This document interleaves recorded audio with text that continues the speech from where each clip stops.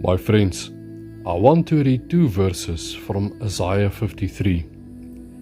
It says here, "But he was pierced for our rebellion, crushed for our sins. He was beaten so we could be whole.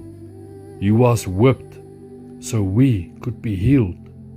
All of us, like sheep, have strayed away. We have left God's path to follow our own. Yet the Lord laid on him the sins of us all." My friends, can I ask you one personal question?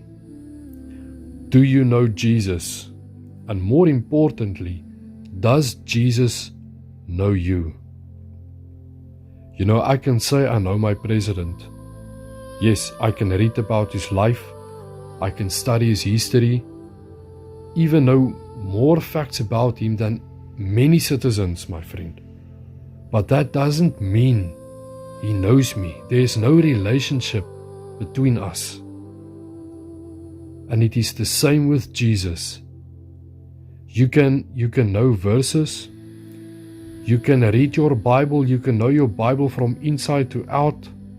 Remember, the devil also knows the Bible better than us. You can know your church. You can go to church for many years. My friends, that does not make you a Christ follower. You can know about the cross. But does Jesus know you personally, my friend? Have you given him your life? Because Isaiah says, he was pierced for our rebellion, my friend. He was pierced for our rebellion.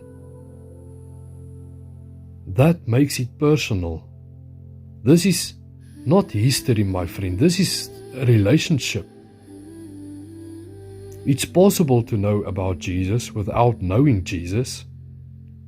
Information, my friend, is not relationship, and facts are not faith. The question is not, do you know him?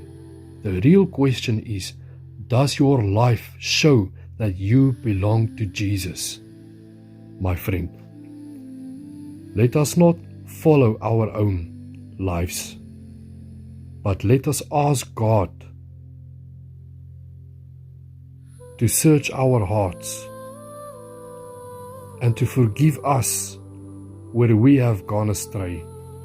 And let us go to Jesus, lay our lives down before him, and ask him to be the Lord and Savior of our lives, my friend.